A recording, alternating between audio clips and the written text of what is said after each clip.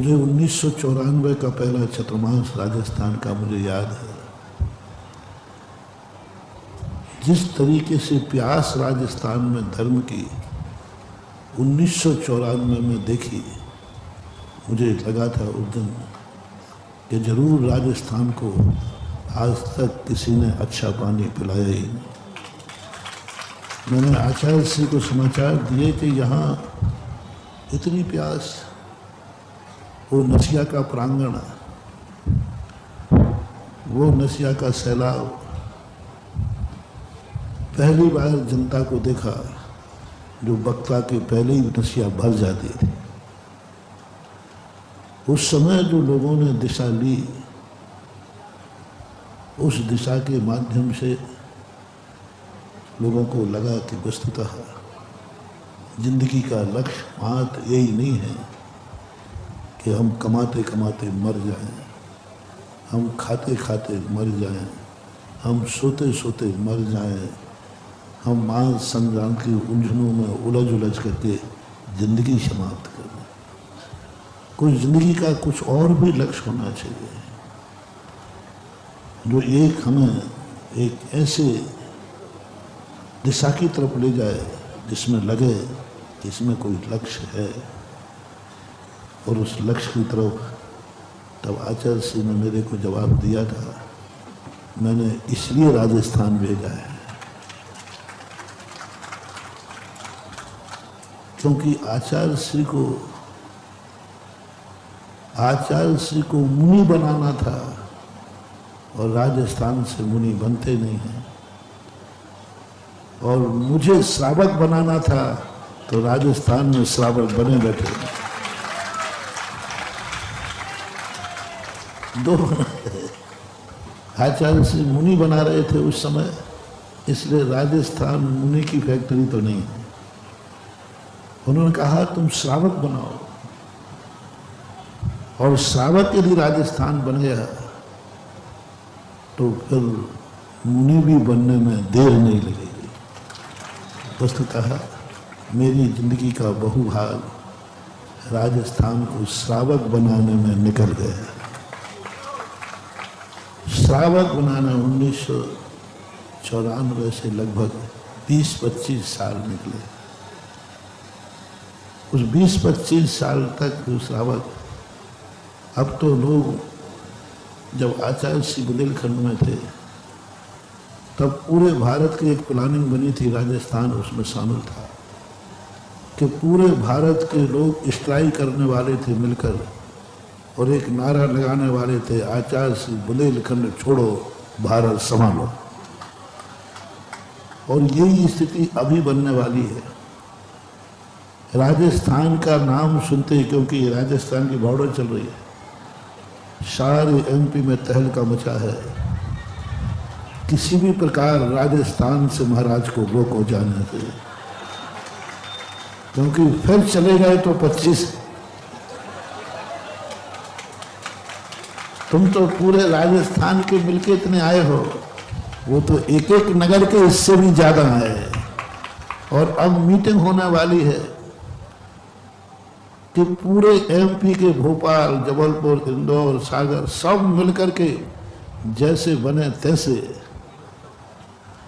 MP की सीमा पार नहीं करने दी जाए महाराज को,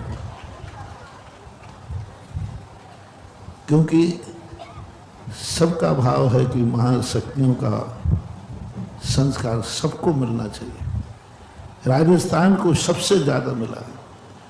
जो उलाहना आचार्य श्री को आप लोग देते थे, वही उलाहना एमपी वाले आजकल मुझे देते हैं कि आखिर राजस्थान में क्यों। लेकिन चिंता मत करो, तुम्हारे लिए एक आज्ञा गुरु जी ने दी थी। हमारी कोई भी योजना हम 5 साल से ज़्यादा नहीं रखते। ज्ञानोदय तीर्थ क्षेत्र का पहला चतुर्मास 97 में हुआ था। मात्र 5 साल के अंदर ज्ञानोदय को पूर्ण निवृत्त करके राजस्थान छोड़ने की प्लानिंग थी, और वो 5 साल में पूरा हुआ भी। जैसा अभी अशोक जी ने कहा 2003 97 से 2003 कितने हो गए? 5-6 साल से हो भी गया था, पूर्ण नारदी हो चुका था। लेकिन नारदी एक इतनी अच्छी चीज बन गई, बनने के बाद इतनी अच्छी चीज बन गई, इतनी अच्छी चीज बन गई कि फिर मुझे लगा कि नारेली के पंचरणक के लायक मैं नहीं हूं, इसके लायक तो पूज्य गुरुदेव हैं, आचार्य महाराज। पहले नहीं समझ जाता, पहले मैं था छोटे मोटे पंचरणक अपन निपटाते जाएंगे, लेकिन जब नारेली का वैभव देखा, ज्ञानोदय तीर्थ का जो स्वरूप निखर के आया, उस समय मेरे मन में आया, क्योंकि स्वभाव होता है कि अच्छी चीज बड़े लोगों के द्वारा उद्घाटित हो। मेरे मन में ये भाव आया कि इतनी अच्छी चीज का उद्घाटन, इतनी अच्छी चीज का सूर्य मंत्र पूज्य गुरुदेव के द्वारा होना चाहिए। परामर्श हुआ अशोक जी से, आदि से, बात बढ़ती गई बढ़ती गई बढ़ती गई। आचार्य श्री कई बार संकेत करते गए, वो संकेत करते थे, हम तुरंत कहते थे नहीं, वो कार्य तो आपके द्वारा होना चाहिए। रामटेक के अंदर हमने पूरे संघ के सामने इरियापद भक्ति में पिछली हाथ में लेकर के प्रार्थना की थी, और ये भी कहा था, आप ये कहेंगे कि तुम राजस्थान की तरफ से प्रार्थना करने वाले कौन होते हो? तो मैंने कहा था, मैं राजस्थान की तरफ से नहीं कर रहा हूँ, ज्ञानोदय तीर्थ क्षेत्र एक ऐसी अनमोल चीज है जिसका उद्घाटन आप जैसे महामहाराजों के द्वारा होना चाहिए।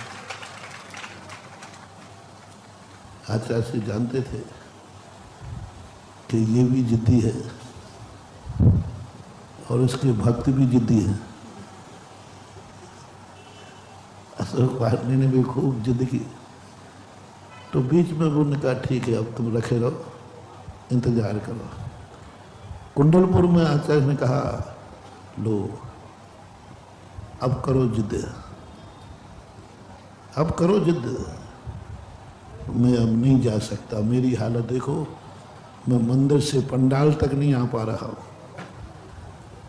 अब तो पक्का हो गया कि मैं नारेली नहीं जा सकता, इसलिए मैं तुम्हें आदेश देता हूं। पहली बार पूज्य गुरुदेव ने आदेश शब्द का प्रयोग किया।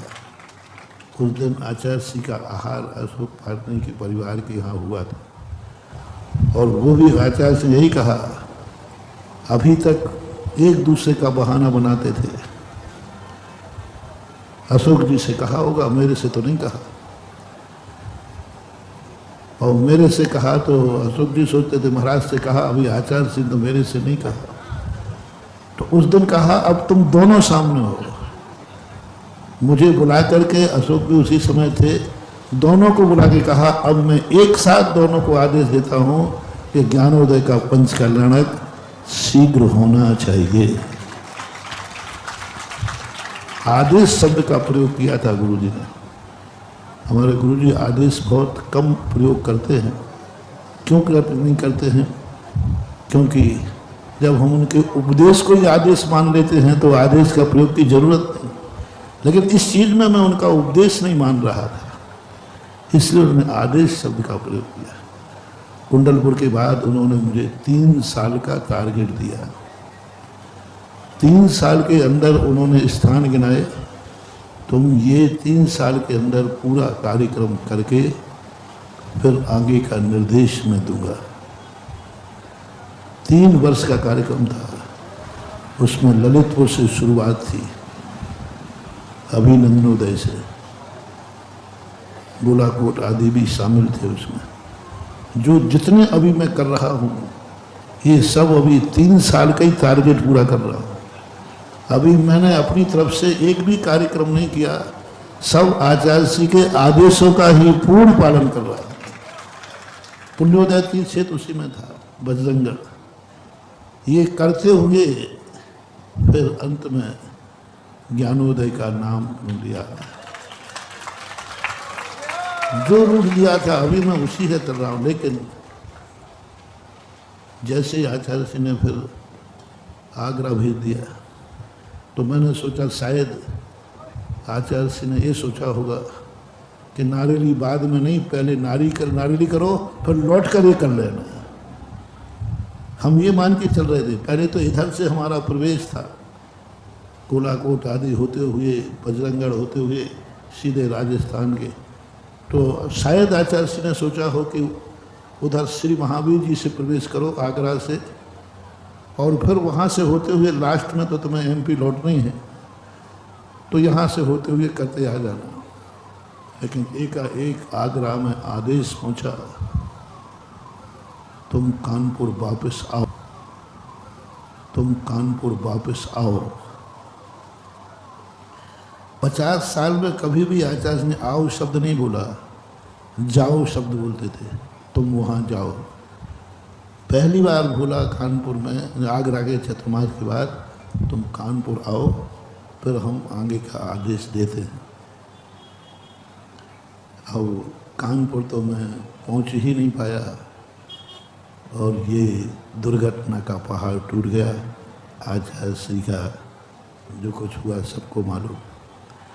वो आओ शब्द भी रह गया, और वो 3 साल का टारगेट, क्योंकि फिर कुंडलपुर आदि जाना आना सब हुआ, फिर सब कुछ नया हो गया, सब कुछ पुराना बदल गया।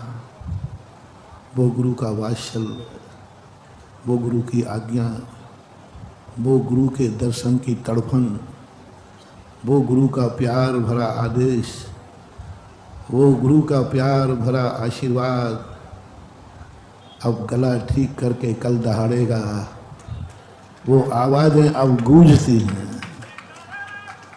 आचार्य श्री का कितने भी थकान होके जाएं, उनके पास जाते ही वो सब कुछ पुराना हो गया। अब वो ना तो प्यार देने वाला दुनिया में कोई है, ना दुलार करने वाला कोई है, ना ही वो वात्सल्य है, ना ही वो मुस्कान है, ना ही वो प्रेम है, ना ही वह आत्मीयता है, ना। अब वो तो एक ही नगीना था जो अद्वितीय था, दूसरा ना था, ना है और ना। आप सबको सारा भारत महसूस कर रहा है कि आचार्य श्री मात्र एक ऐसी शक्ति थे भारत की, हर बालक, हर श्रावक के मन में वह अभाव खटकता है। और लेकिन फिर भी तुम तो ज़्यादा विकल्प कर रहे हो, लेकिन तुम तो एक आदेश लिए बैठे हो, तो वो आदेश तो कभी ना कभी पूरा होना ही है। क्योंकि ज़िंदगी में आज तक, मेरी ज़िंदगी में गुरु का आदेश कभी टला नहीं है, और जीवन की अंतिम श्वास तक टलेगा नहीं। क्योंकि उनके आदेश हमें कई बार बड़े बड़े कठिन कठिन आदेश मिले, लेकिन मैंने उन आदेशों को भी अवभाग्य मान के पूरा किया है। अब रही बात कब कैसा कहाँ हो पाता है, कल भी हमने यही कहा था इंदौर वालों को, अपने पूज्य आचार्य श्री की परंपरा अनियत बिहारी है, और वो अनियत बिहार का जो सैंपल आचार्य श्री का है, वही मैं चाहता हूँ हम शिष्यों में भी यही अनियत बिहार रहे। और आप लोग भी मुझे नियत मत करो, अनियत रहने दो। और अनियत का जो चमत्कार है वो एक अद्भुत होता है। कई लोग कहते हैं आप नियत कर दो, घोषणा कर दो। उनकी अभी आचार्य श्री को गए ज़्यादा समय नहीं हुआ, इतने जल्दी उनकी अनियत बिहार की परंपरा, 50 साल में भारत को अनियत बिहार की शिक्षा दे पाए थे। हम उन अनियत बिहार को 2-5 साल में ही खत्म करें? नहीं, अनियत बिहार को अनियत ही रहने दो। लेकिन ये बहुत बड़ी बात है कि अभी बोल रहे थे ना, जैसे राजस्थान, पहली बार राजस्थान के बाहर आया। हाँ, मैं भी मानता हूँ 2-3 बार मैंने खदेड़ करके भेजा था आचार्य जी के पास, 3 बार भेजा था। एक बार इंदौर भी गए थे, नेमावर पूरे राजस्थान कर पर राजस्थान तो नगर के बाहर नगर पालिका की सीमा में आ जाए तब वो तो अच्छा महाराज आ गए तो फिर ठीक है, लेकिन इस बार तो सभी लोग अपनी मर्यादाएं तोड़ रहे हैं। जबलपुर कभी जबलपुर के बाहर किसी को निमंत्रण देने नहीं गया। भोपाल कभी भोपाल के बाहर इतना संगठित होकर कभी नहीं गया। भोपाल वालों ने कहा, इंदौर वालों ने कहा कि हमारे इंदौर में तो महाराज आकर के चतमाश करते हैं, पहली बार हम इंदौर की सीमा छोड़कर इतने बार आए हैं। पता नहीं क्यों आज सब लोग इस बार सारी सीमाएं तोड़ रहे हैं और बहुत ज़्यादा लोगों की भावनाएं हैं। भावना रखो। मैं तो कहता हूं कि सबकी भावनाएं पूरी हों, लेकिन उसके लिए नियत मत करो।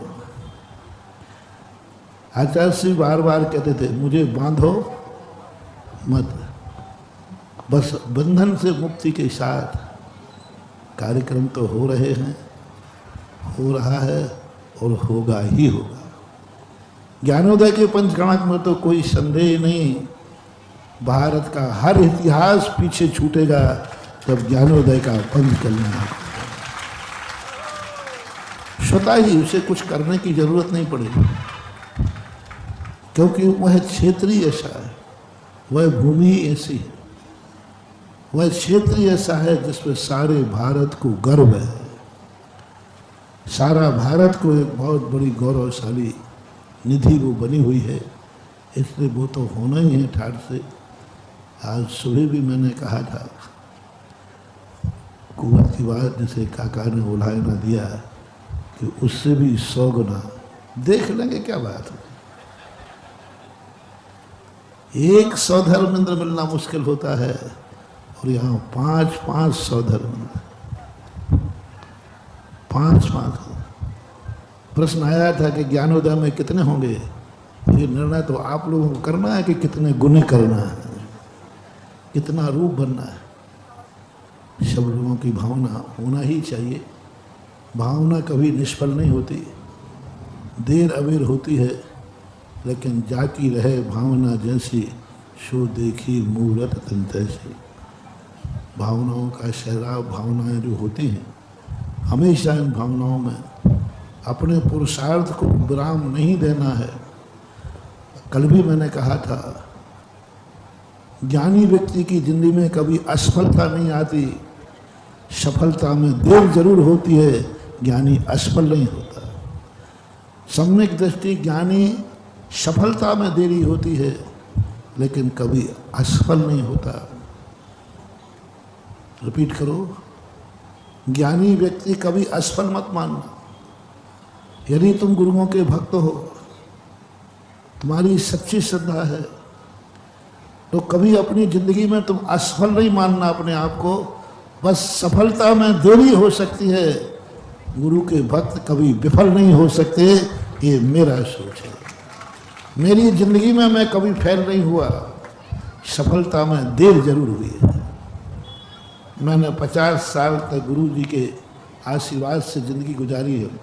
आज तक मैं दावा कर रहा हूँ, मैं जिंदगी में कभी भी किसी कार्य में फेल नहीं हुआ।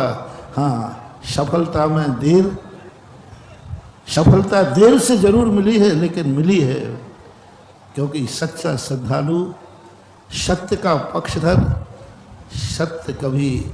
सत्य परेशान हो सकता है, लेकिन सत्य कभी पराजित नहीं हो सकता। इसलिए सच्ची श्रद्धा रखो, असफलता मत मानो। सफलता में देरी होती है, वो एक बात अलग है। इसलिए संकेत तो यह मिल गया कि सफलता की में देरी हो रही है। राजस्थान वालों, असफल नहीं हो रहे हो आप। इसलिए और आज एक ऐतिहासिक चीज, अभी तक कोई भी व्यक्ति आया, श्रीफल चढ़ा गए, आशीर्वाद ले गए, लेकिन तुम लोग आज, भली मैं अभी न चल पाऊँ, लेकिन तुम एक ऐसी शक्ति को लेके नियोग देखो, निमित्त देखो। आज ही एक ऐसी मूर्ति आई है, भारत में दूसरे नंबर की मूर्ति है, जो इतने बड़े पाषाण की मूर्ति सफ़ेद में बन के आई। एक दानोदय से दिल्ली के बाद हस्तिनापुर में, और इसके बाद वर्षों के प्रयास के बाद ये मूर्ति निकली। ये किशनगढ़ के मूल मंदिर में मिली। अभी तक मुझे किशनगढ़ के मंदिर की इतनी खुशी नहीं थी। मंदिर बन रहा था, पाषाण का बना, मेरे शिलान्यास सानिध्य में शिलान्यास हुआ, मेरे निर्देशन का और नक्शा बना सब, लेकिन ठीक है, सब मंदिर बनते हैं, ये भी बन रहा था। लेकिन आज मुझे मूर्ति को देखकर सबसे ज़्यादा खुशी हुई कि भारत का पहला पाषाण का मंदिर है तो राजस्थान में व्हाइट पाषाण की मूर्ति। इतना बड़ा मिलते ही नहीं, और बेदाग, कहीं एक इतना सा स्पॉट नहीं है। व्हाइट पाषाण में ऐसा होता ही नहीं है, इतने बड़े पत्थरों में कहीं स्पॉट ना हो। लेकिन स्पॉट लेस पत्थर, मय कमल के 13 फुट लगभग 12.5 फुट, मूर्ति 11 फुट के लगभग है। और यह मूर्ति आपके सामने आपके राजस्थान में जा रही है। और इसका नियोग देखो, पूरा राजस्थान जब है, अभी आपकी मूर्ति नहीं है, ध्यान रखना है, अभी शिल्पी की मूर्ति है, अभी स्वतंत्र है, ये तुम्हारी कोई मूर्ति नहीं है। जब आप किसी से नए से संबंध जोड़ते हो तो आप सगाई का दस्तूर करते हो, हतो ना। सगाई करने के बाद फिर तुम कहते हो कि हाँ ये मेरे, तो अब पूरा राजस्थान भगवान से सगाई करेगा। देख लो, पसंद आ जाए तो ठीक, नहीं तो कह दो कि हमें पसंद नहीं है। हाँ, मुंह देख लो सब, अभी मुंह देख लेना, तो पसंद कर लेना आगे पीछे से सबसे। और ये जो हमारे यहाँ तिलक दान की परंपरा चलाई है, शिला पूजन की परंपरा थी वहाँ, तो अब हो नहीं पाता। अब जैसे ये तिलक दान होगा तैसे ये मूर्ति तुम्हारे निमित्त से हो जाएगी। अब इसमें जो एनर्जी बढ़ेगी वो तुम्हारी भावनाओं से बढ़ेगी। इसलिए प्रत्येक व्यक्ति एक श्रीफल यहाँ मिलेगा आपको, वो श्रीफल इस मूर्ति के सामने फोड़ोगे, सामने मूर्ति के सामने जो पत्थर रखे होंगे वहाँ, मूर्ति के ऊपर नहीं जाओगे, ऊपर तो कोई जाएगा ही नहीं, फोड़ोगे और वो फोड़ करके माली को नहीं देना। वो श्रीफल सगाई का श्रीफल है, शगुन के रूप में आप खाना, अपने परिवार रिश्तेदारों को खिलाना।